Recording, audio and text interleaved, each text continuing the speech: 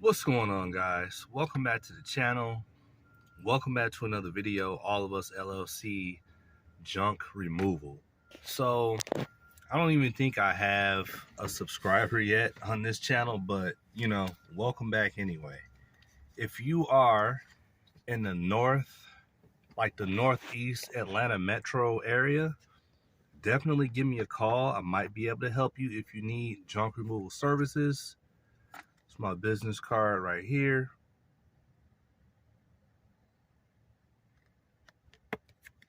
There you go. All of Us LLC junk removal. So this video is about pricing and junk removal services and customers.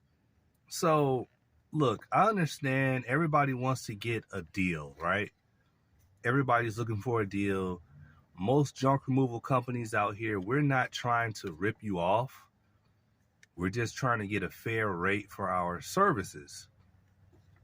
I had a customer recently and they showed me some photos. And I'm one of those guys where I probably shouldn't do this, but everybody does it differently. Some people don't quote prices at all with photos. They're going to show up, look at it, give a price, and then if the customer likes it, they'll go ahead and take the junk. I'm a little bit different.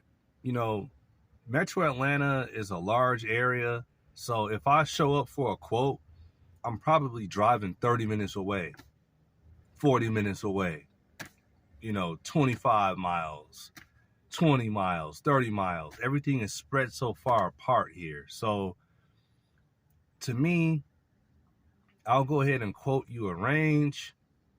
And then if I have to adjust it a little bit when I get there, fine. But I'll let you know that ahead of time.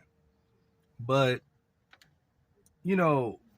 I had a customer recently and they sent me some photos, looked pretty straightforward, and I was pretty sure I was going to be able to take care of the job quickly, easily, get in, get out, and, so they can go on with their day and I can go on mine. But here's what happened. I get there and there's more stuff. And I have a horrible tendency of being like Mr. Nice Guy and being like, okay, cool, you got a few more items. I'm not gonna, raise a stink about it. I'm just gonna go ahead and I'll throw it in. I'm pretty cool. I'm pretty easy to deal with. So there's more stuff. And then there's an area in the backyard where there's leaves covering up some items that he wanted removed. And when I dig into it, it ends up being a lot of stuff. So I complete the job and I look at my trailer and it's almost full. And then I look in the bed of my truck and there's stuff in the bed of my truck. So I'm like, man, I was expecting one thing. I got something different.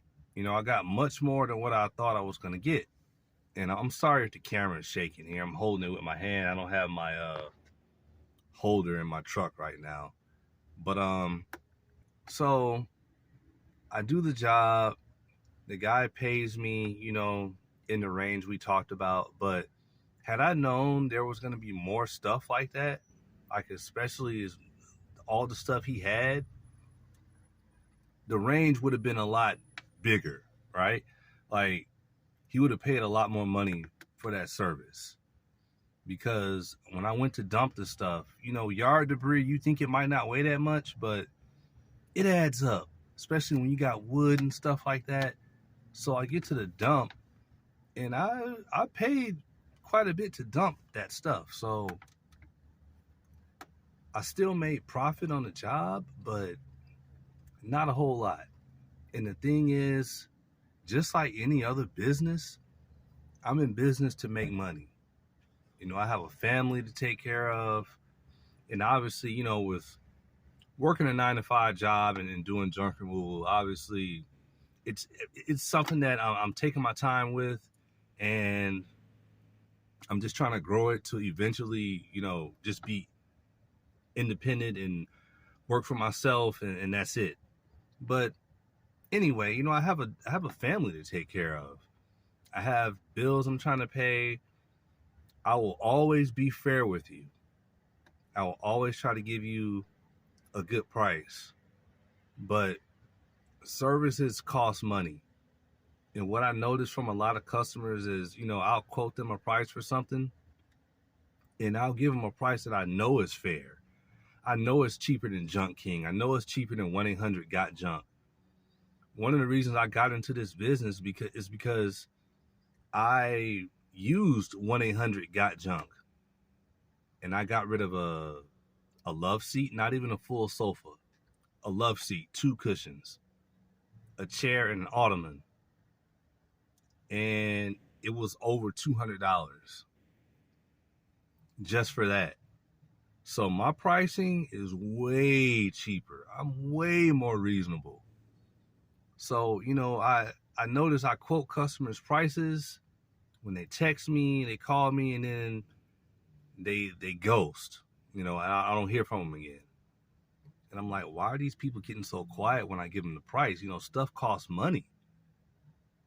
And my price is fair. So these are the same people, though, that they'll pay $200 for a pair of Jordans.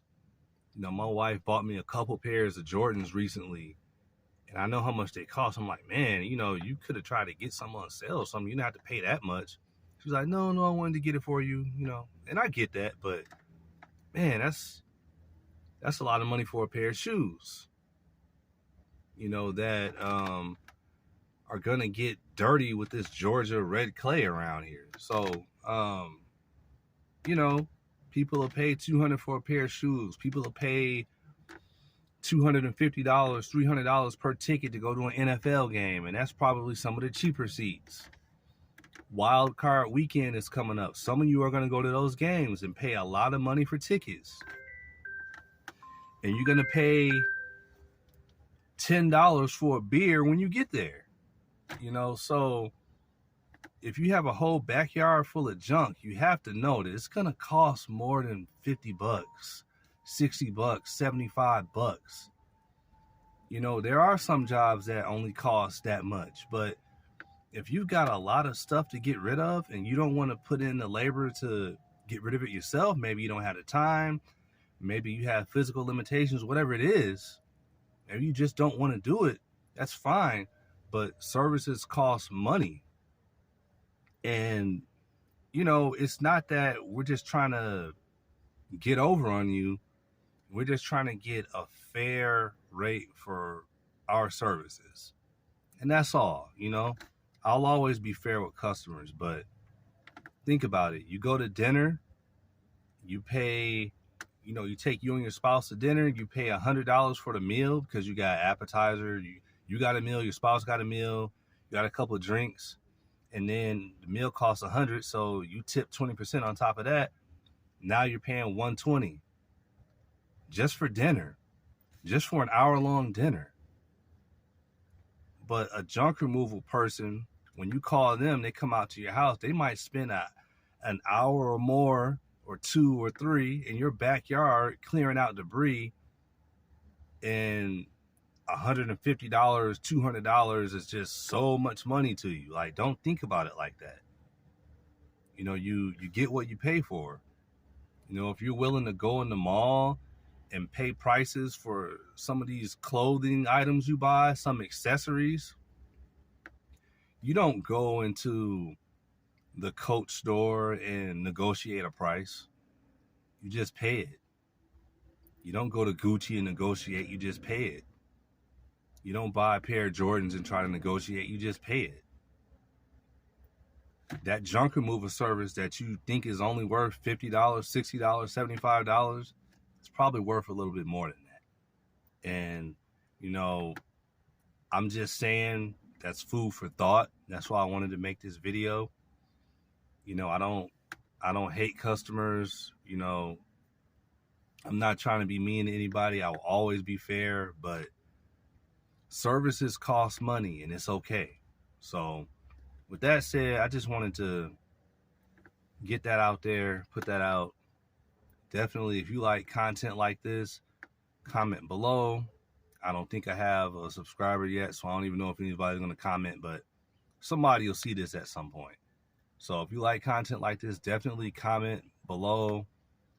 Consider subscribing, and I'll catch you in another video. Peace.